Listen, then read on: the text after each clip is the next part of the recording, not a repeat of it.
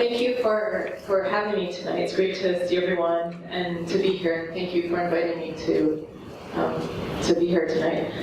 So I think in terms of my story, I'm from the US, I'm American. I have been in Dubai now for 11 years, and I am probably what one would call an Arabist. So I first came to Egypt to AUC, where I studied abroad, and then returned to Lebanon, where I started a microfinance company called Grameen Jamil.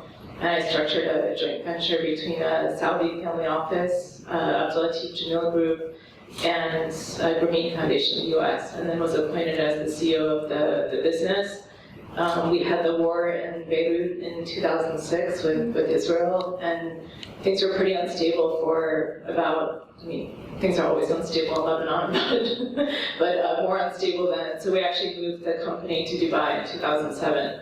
So that's how I ended up coming here. And then actually I had left and had my own advisory business that I had started called Baltazar Capital, which was advising microfinance banks in the MENA region on various transformations and regulations and fundraising, and then also some European investors. I started then a mobile money company in Jordan, which was my kind of first foray into starting a tech company, and had 2 angel investors. So one was a woman based in Dubai named Rebecca Hill, who now is a director with WAIN, and then a man who had a private equity fund in London named David Fitzherbert.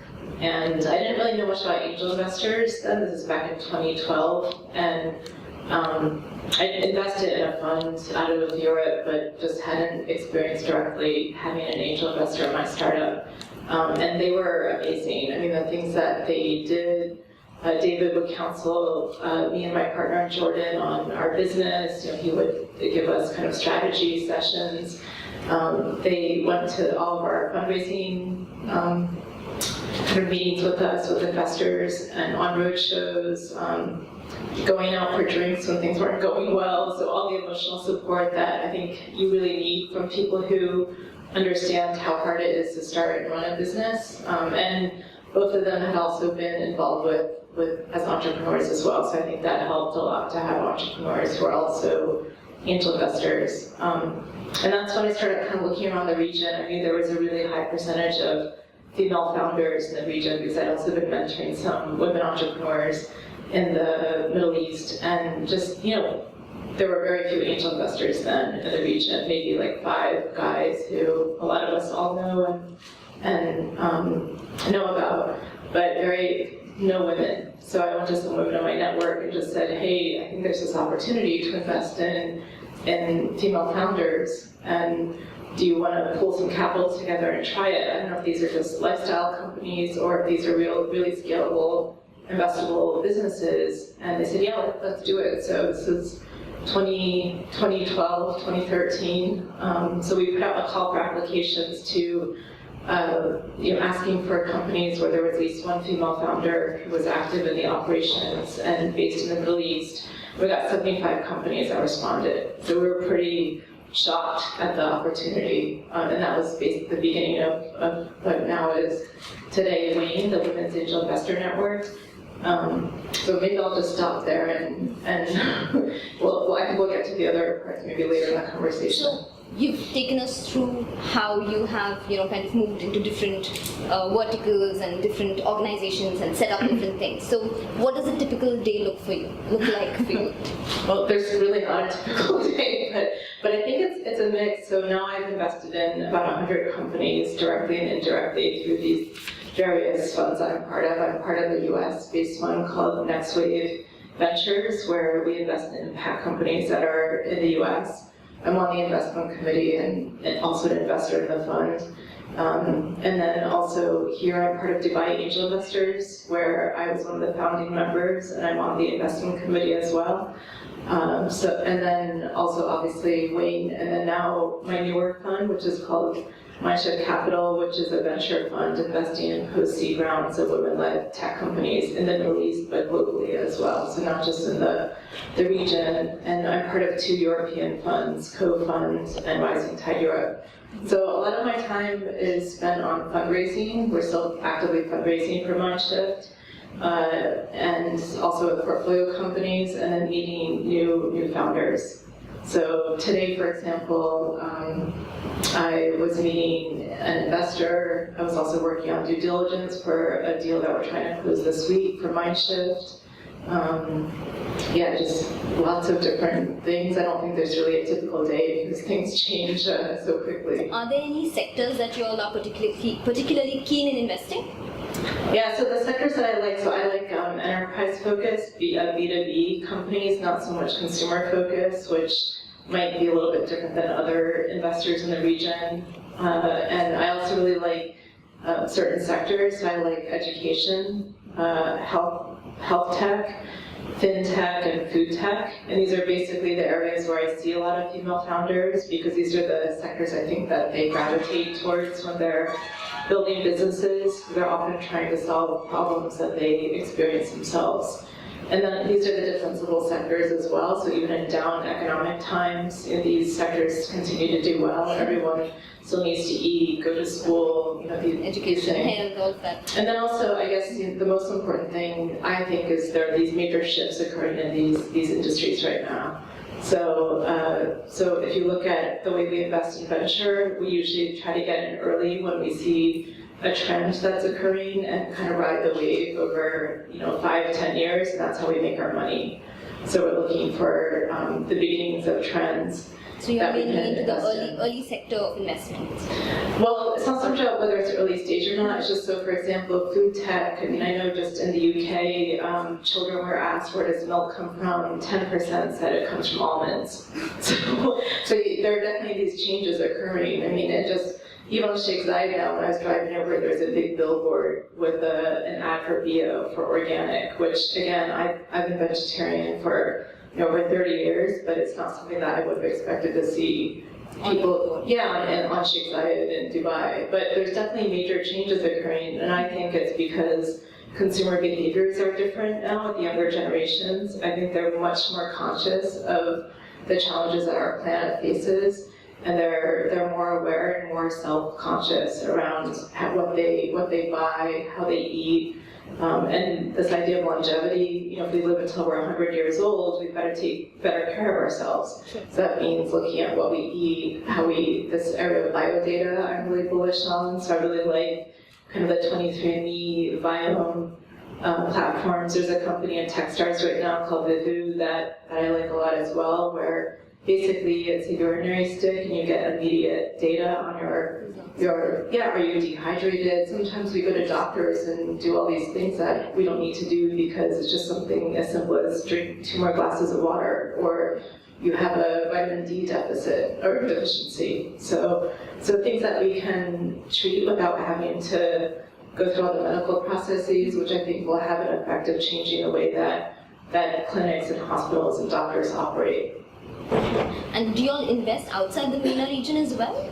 Yeah, so I'd say probably currently about 30% of my investments are here in the region, but for Mindshift, half of our investments are MENA-based.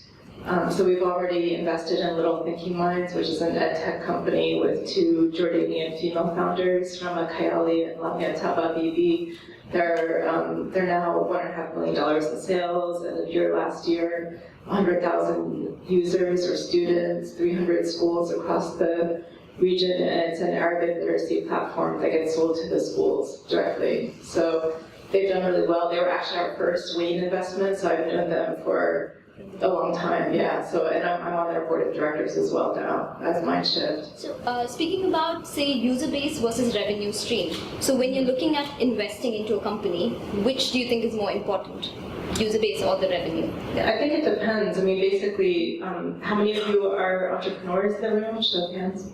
So I'm sure you hear this word traction a lot. It becomes a word that you hate and you love. So you have to figure out, how do you measure your progress? Is it as simple as revenue in terms of growth, or is it number of users? Is it recurring revenue? There are lots of different metrics you can look at, and it depends, obviously, if you're an app where you've got 35,000 registered users, we want to look at things like month-on-month growth, year-over-year growth. If you're looking at something like an enterprise software business, we look probably at revenues. So a company that we invested in recently through Mindshift and also Dubai Angel Investors is a company called Tara.ai with Iba Masood, and they just closed their year at $4 billion in revenues. So, so they're doing really well. So that's a metric that we would look at for them. So I'm sure you've been getting this question a lot, but then being a woman in this male-dominated industry, I'm sure a lot of women out here, not just if you're entrepreneurs or not, even in your regular corporate life, you face this wherein you're the only woman sitting amongst like 10, 20 men. So what is your experience been like being a woman in this industry? Yeah, I mean, so I've been in finance now for almost 20 years. I started my career on Wall Street, and my MBA is in finance and entrepreneurship. So I just thought, because I come from a big math family, my dad was what used to be called a statistician, now a data scientist.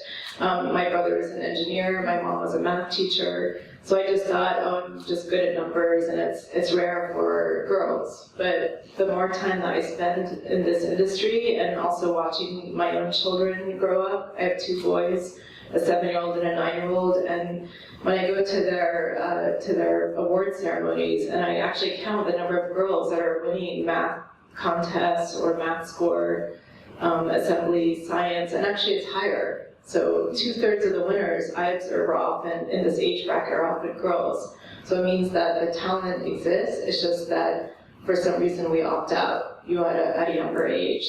And I think a lot of that comes from self-confidence. So I think there's a big challenge when it comes to the VC industry. Only 8% of the female of the partners in venture capital in the US are women.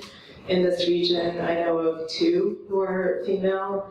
In Europe, I think maybe there's 1 to 3 maximum. There's only 1 in Sweden, which is one of the countries we always look at as the kind of gender parity country. So it's difficult, and I think because of that, there are a lot of missed opportunities. There's something. People might know Arlan Hamilton from the US. She's an African-American lesbian woman. She started at Backstage Capital, and she talks about pattern matching. So whether we're aware or not, we tend to gravitate towards people who look like us, act like us, think like us, have the same values. So what happens is if you get a bunch of white men in the room, they're going to invest in guys who look like them and start companies that they can relate to. If you try to create more diversity, then you're more likely, I think, to get a better investments that are more diversified, which is what we're always looking at as investors. We're looking for a portfolio of companies because we know one is going to be a home run. A few are going to do 2, 3x, and then the rest are just going to be write-offs. So it's really important that we have a mix of investments in our portfolio. So talking about WAIN, the Women Angel Investing Network that you have here, what motivated you to start up that over here?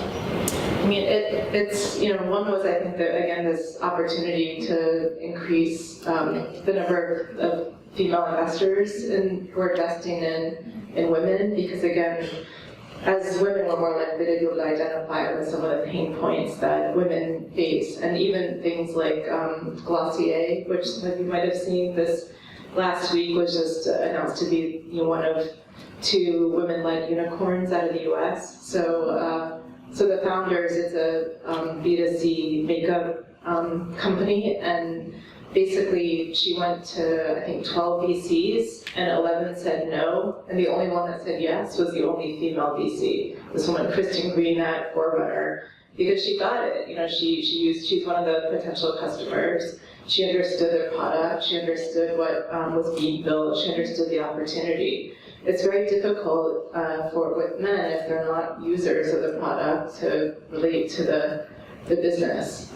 So in terms of WAIN, I think it was really kind of around this idea of financial literacy and building confidence and building a strong network of women who related to one another over more topical kind of business. There are a lot of women's networking groups in the region, and I think, the idea with WAIN was to really make it substantive, because a lot of women are really busy. We're balancing all these different, family, all these other different things that we've got to manage. So we don't like to waste our time. We're very efficient in how we use our time.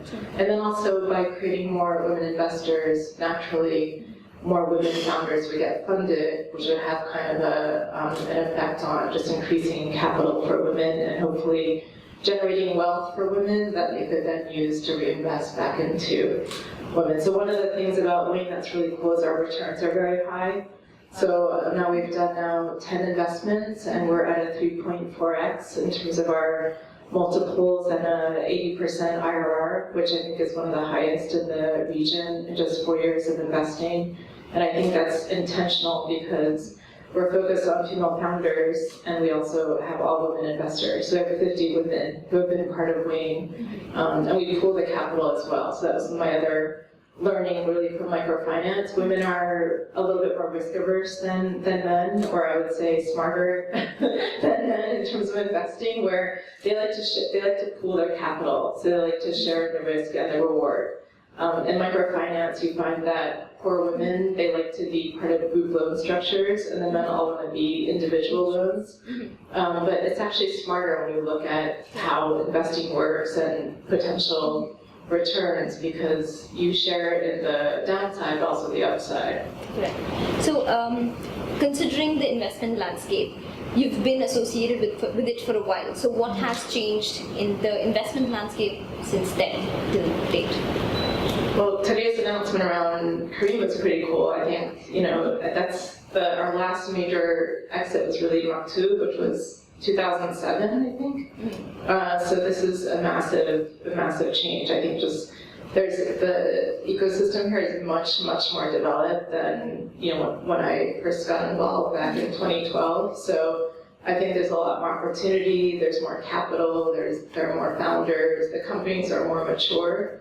There are not so many, I'd say like copycat ventures. There's actual real kind of R&D coming out of the region. And I'm very bullish on Saudi. I think Saudi is going to be a big game changer for the region in terms of just opening up and being able to kind of create the same demand in a market of 30 million people where it's a real organic market.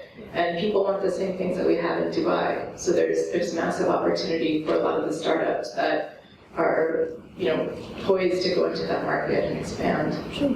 So we saw a lot of hands up here, the entrepreneurs sitting here. So speaking on behalf of them as an entrepreneur, what do you think is the right way, or what would you say is the best way for an entrepreneur to approach a VC? However they can. So I think the one thing is just what we call hustle. So we say, especially in this region where it's fairly small and people are pretty approachable, you can find probably some way to get a warm intro to someone through your networks, and that's always a lot better than reaching out via LinkedIn.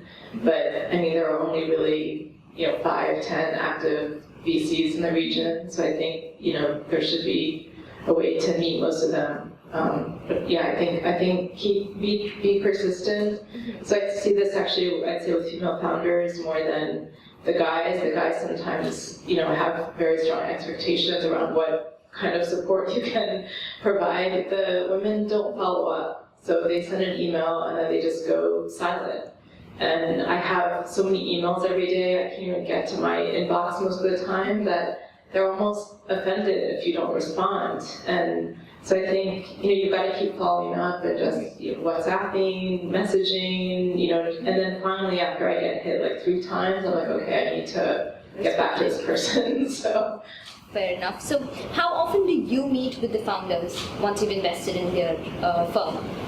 So I have at my house, and Rehan's here, she's been part of it, so we have monthly founder breakfast at my house. We actually need to do one soon, we haven't done one in a while. But I have a lot of very, very hands-on, so I get very involved with my portfolio companies, especially the ones that are based here. I'm on 2 other boards of directors for 2 startups that are in the US. And we have monthly board calls. And again, these are early stage ventures. So I'm also quite involved. I'm on a Slack group with one of them. So, we're in probably daily contact. So I'm fairly involved with the companies. So as an investor, how involved do you get in, say, the product or the strategies of whichever firm you've invested in?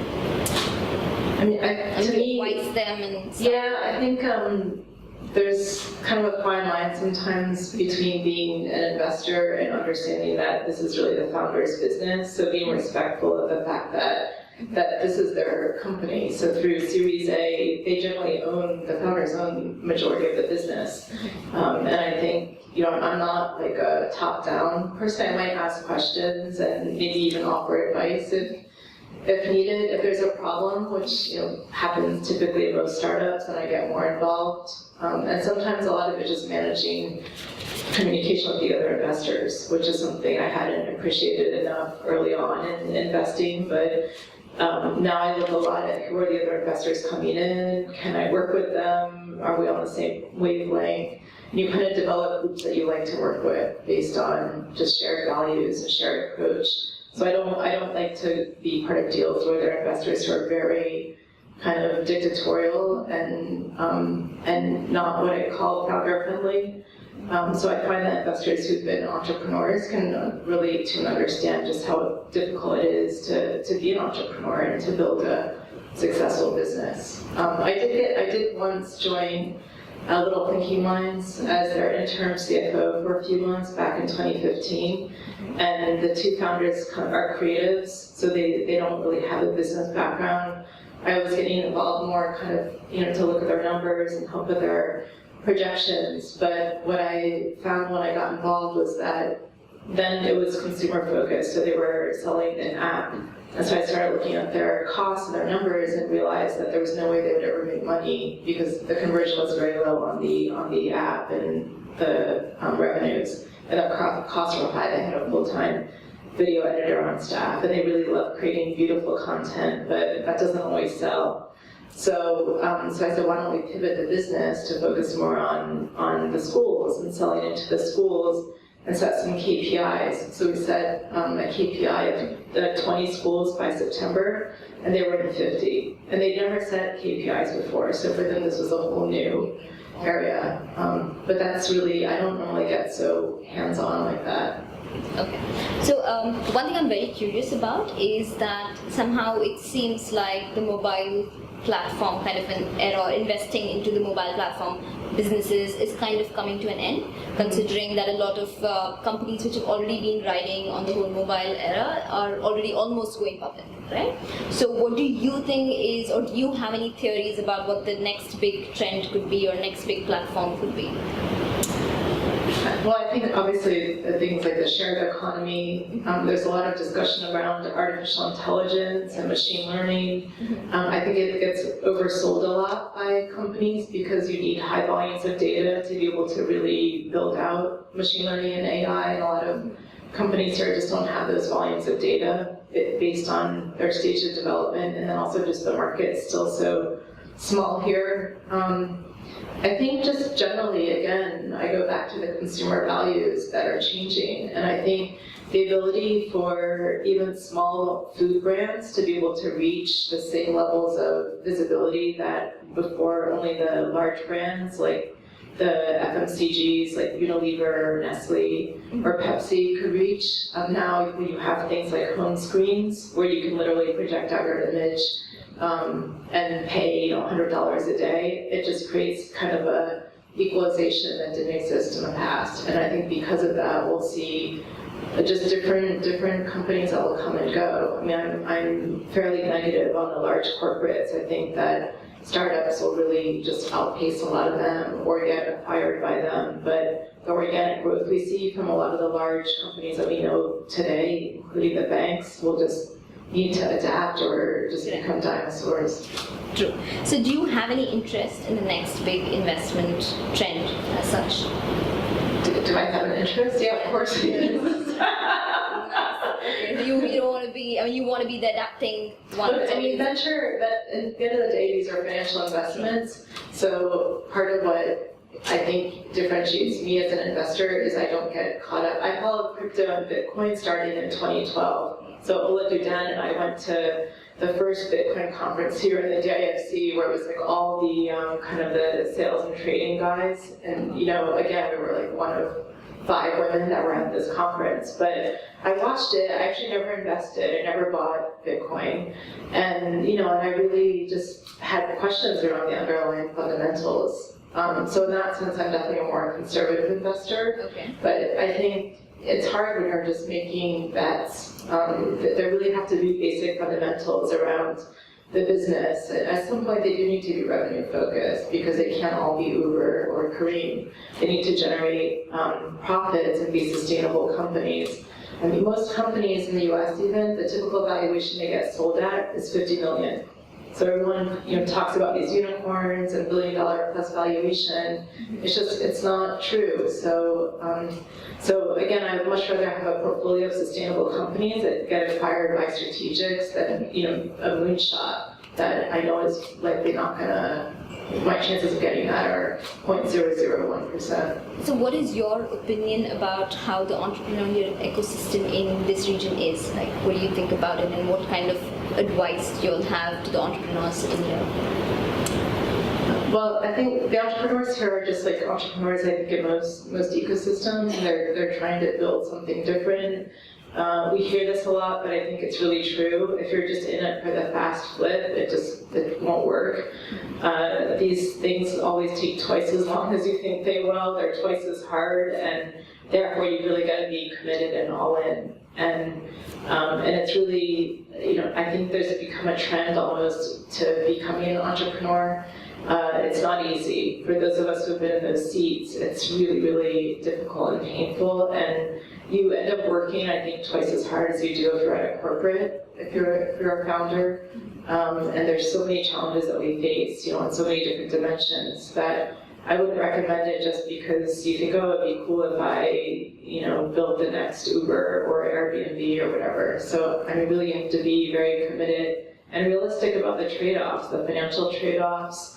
You might get, a 3x at the end, but you're not getting a salary for, 3 to 5 years. That's on the level of what your market salary would be. So financially, net, you might even be worse off. And this is like the best case scenario. And there are a lot of failures we don't hear about. And they don't make it to the media because it's not cool and trendy and doesn't sell press, but a lot of people really struggle. So when we talk about the 1 in 10 success rate, it's a very true figure. So I don't mean to sound doomsday and negative, I think you really have to be sure that you want to do this if you're going to do it. It's not for everyone. What type of returns do you guys look for once you've invested in a company, and by what time period would you say that you expect those returns? So we're all looking for 10x. So we always talk about this hockey stick growth. So basically, and this is why tech is always interesting and why we focus on tech, because you invest in the beginning of the build out of the technology, the platform, the team, and then at some point just scales. And that's when you get kind of the hockey stick growth that we're looking for. So in reality, do all companies end up with a 10x? No, definitely not. A 2x, a 3x is great, and I think probably more realistic for emerging markets, just given all the other risks that we have in this environment, regulatory risk, political risk. So we just have to be realistic around what's achievable and what's not. I think our WAIN returns are stellar. Even when I tell investors in the US and New York and San Francisco about our returns, they're always impressed. So anything on a portfolio basis that's greater than a 3x is very respectable. Fair enough. And again, during the span of your career, I'm sure a lot of entrepreneurs here would love to know if there are any mistakes that you've made or any regrets that you've had. And I'm sure if you could share that with the audience, they'd love to learn a bit from it. Yeah, I mean, I'm a big believer in mistakes, so I make a ton of mistakes every day. So I said, okay, we're all going to do this together and everything. We all had equal voting rights, and it was very consensus-based. Of course, these volunteer models, one person ends up doing all the work, and that was me. So it didn't work out the way that I envisaged. But then I had a mentor in New York who was a really active angel investor, and he said, look, you can't make this thing a democracy. This has to be a benevolent dictatorship. So you have to tell people this is what it is. So we restructured WAIN, and then for the next version that we created, we kind of said, okay, this is what we're doing, this is how it works, this is the structure, these are the decision makers, and kind of take it or leave it, and that seemed to work well, over the last few years. So, I mean, I think you're not going to make mistakes wouldn't make sense. The important part is really learning from them. So another thing I really recommend that I did after this mobile money startup was kind of my top 10 lessons learned. And I think this is a really good behavior for both successes and failures. And I think keeping that somewhere and then going back to it when you're thinking about either doing another startup or something, starting something new, it's always really healthy to go back and revisit and say, okay, what were my learnings from it? And am I repeating those mistakes, or have I learned, and what behaviors am I changing? Interesting. And how do you find the right team to kind of start off with something? Yeah, this is, to me, the hardest part. So even with Mindshift, finding partners is really, really difficult because the way venture capital funds work, when you're building out what we call the general partnership, you're basically with this person or these people for 10 plus years. The average life of a VC fund is actually 17 years. People think it's 10 years, but I just learned in Silicon Valley that the average life is 17 years. So, I mean, sometimes that's even longer than a marriage, right? So if you think about it that way, finding the right partner is really challenging. And my angel investor in London, he actually is very against fund structures because he was part of a fund that he raised and put a lot of his own money in, and he ended up triggering the key man clause because of something that he had two partners, something that one of his partners was doing that he didn't agree with, and he collapsed the entire fund. $150 million fund, he just collapsed, lost $5 million of his own money. So it's very difficult when you're setting these things up, and I think whether you're a founder looking for a co-founder, whether you're bringing on key people, this is one of the most challenging things. I always recommend trying to work with the person a little bit in maybe a kind of a not so entrenched level. So part of what we do with Mindshift is we have venture partners, and our fund now, it's a $5 million fund, but the goal is to get to a $50 million fund, but to do it over time. So 5, 15, 25, 50. So basically, we get experience doing deals together, seeing how we work, and that's really when you find out if you're aligned in terms of partnership before kind of agreeing to everything up front. You get to experience it in a smaller way where if it doesn't work out, it's okay. They're not part of the GP. They're just venture partners. So it's a good way to test out the model. Fair enough. And regarding values, right? Do investors think it's important that there's a good match between the values of the investor and the company? And how do you kind of make sure that kind of a match is there? Yeah, no, I'm a big believer in this. So I think this actually results in good investment returns. So for me, it's really important to be part of companies and with founders who have shared values. I just had a discussion recently with another investor who really likes investing in companies where there's kind of a weird techie founder who, he said he doesn't always relate to, but he just thinks that means it will be a good investment. I actually think the opposite. So I really look for founders who I like, who I want to go have dinner with and spend time with, because you end up spending a lot of time together. So if you really can't relate to someone and can't communicate with them and don't agree with the choices that they're making, it's really hard to build a business with them. So I think, and you can tell pretty early on, and maybe this is again a benefit of being a female investor, but just the EQ and EI, you can kind of figure out what's motivating this person and spending time with them. I actually spend a lot of time with founders before I invest in them. So, and it's really, people are always surprised, are you going to ask me about my financials or about my product? And often I'm just getting to know them. And then you see them in different situations, pitch nights, demo days, in other social settings. And you kind of get a feel for what they're like and what their character is and whether they're people that you want to work with or not. Interesting. So what's one piece of advice you'd give everyone sitting here if they're looking to start up something? I think, again, make sure that it's something you really want to do, that it's not just, nothing is fast and easy. Things take time, they take a lot of effort and strong commitment. Find a team if you can, so do it with others. If you can't find a co-founder, then figure out other ways to resource for that. So create an advisory board, bring on kind of senior management people you can give some ESOP or some options to. Just try to get as many people involved as you can. I find sometimes some founders are very protective because they think that somebody might steal their idea or start something without them, but that's actually not the right approach. I mean, honestly, ideas are a dime a dozen.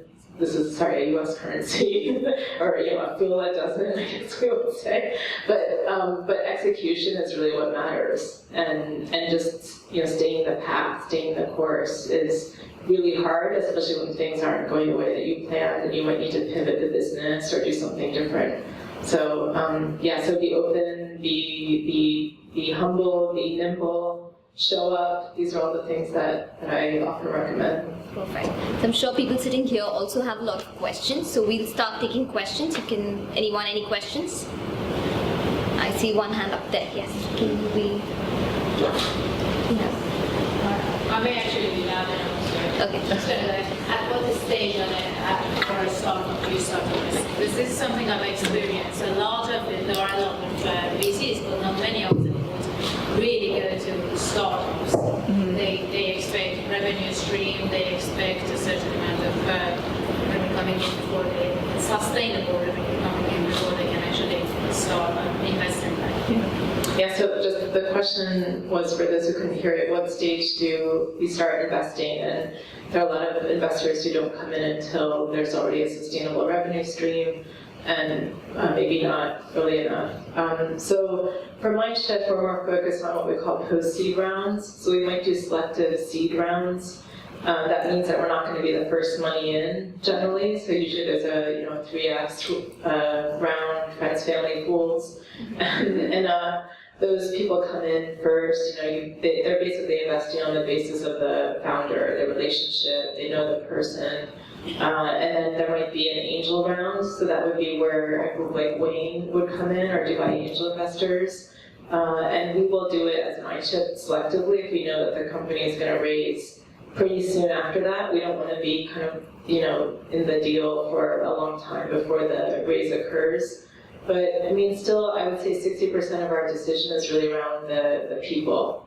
So the two things that I look at most significantly are the team, the founders, the people involved, and then the size of the opportunity. How scalable is it? How big is the market that they're going after? Can this thing really grow? So that's still, I think, we'd say kind of even through Series A that we're early stage investors. We're not growth stage investors. That would be Series B and later, and that's when they're looking more at, we're looking at product market fit. Hopefully there's some revenue that has shown that there's willingness and interest in paying for the product, but we know it's still early and there's not going to be a lot of revenue because they didn't have capital to invest in the business to grow it. Any other questions? Yes.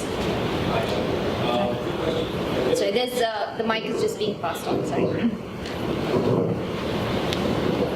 Hi. Have you ever had to get engaged in equity restructuring for a cap table that maybe you were not so happy with, or in general, it was too messy at the beginning? Yeah, so I've been involved in restructuring, and this happens, I'd say, here, especially when either the cap table is too long. So sometimes founders will sell off equity with kind of $5,000 increments, and then they end up with 30 people on their cap table. So I've been involved where we have to set up an SPV and put all those people in the SPV. Also just angels who take too much of a round early on. So, I always say to founders at your seed round, sell off, kind of 10 to 20% of your business maximum.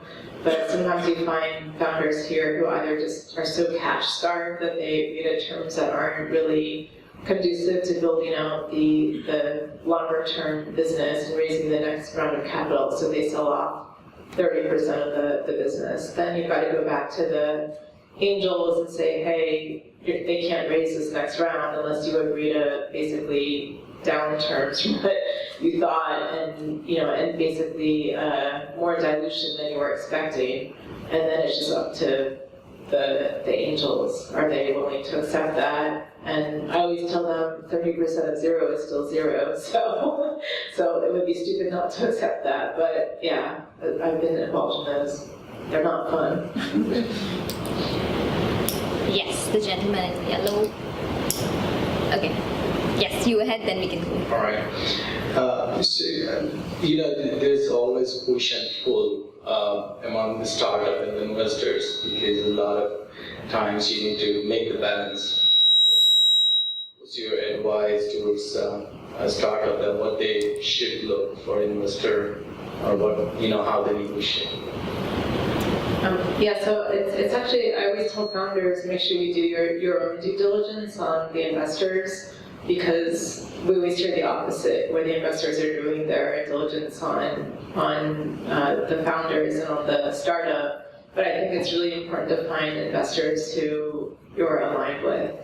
So I know it's not easy because, often it's not like you have 20 investors to choose from when you're starting out, but I do think it's really important to choose the ones who will have the right motivation and kind of the shared values, the alignment around direction. So there was a company that we just invested in through our US fund, WAIN, and basically there was somebody who was coming in, leading the round. They were putting in $500,000, she was raising $1 million. And he'd never invested pre-revenue before, so for him this was a totally new area. And the term sheet was very investor friendly, which we talked to the founder about, and she knew, but she was willing to trade off the terms just to get the cash in and be able to close around pretty quickly. At the end, there was a sales deal that fell through, and he started demanding more equity, and she just said, forget it. And just the entire round collapsed on the basis of her walking away from it. But I think it was really smart to do that. I mean, she's still now, 6 months later, still fundraising, and it's been really painful for her. But I think it was much better to have dodged that bullet, to have taken the cash and ended up with an investor who, just has different motivations and doesn't really understand early stage investing, and would potentially push her in different directions that she wanted to go. It wouldn't have been a good path. So that's normally what I advise founders. You try to, I know it's attractive and tempting to just take the money, but sometimes it's more important to make sure that you've got the right people in your business. And it's really hard to say no when someone's dangling a big pot of cash in front of you. So, but it's something really important, I think. And I've seen this happen a lot where founders don't do that, and they end up with just businesses where they're not motivated, or it's not really theirs, or they're just not happy. We have another question coming from here. Yes. My question is about angel investment versus venture investment. What's the major between the two? I mean, and I have a term sheet in front of me, and I'm trying to determine it. It looks to me like an angel investment, but they're acting like a venture capitalist. So, what's your recommendation on that? Yeah, I'm happy to talk to you about it afterwards offline, but I mean, basically the angel investors are investing their own money, So venture capitalists are investing other people's money. So angels are typically less, they're a little bit more open, they're not as stringent around certain terms, and they tend to get more involved with the founders because they really, they're putting their own money in, writing their own check. They can also be more flexible around terms. So I've seen situations where angels just send money to a founder without having signed legal docs because they just know the founder's going to be out of cash and she really needs it. So they do it on the basis of trust in the relationship. VCs have to be, they've got fiduciary responsibility back to their investors, so they really have to be much more careful about how they're investing, how they agree terms. They might have certain limitations on what they can even agree to based on their own limited partnership agreement. So they behave more like institutional investors, and angels are usually more individuals, looser, more casual. But I see that a lot in this region as well. I think a lot of the angels here do act like VCs. I think it's just lack of experience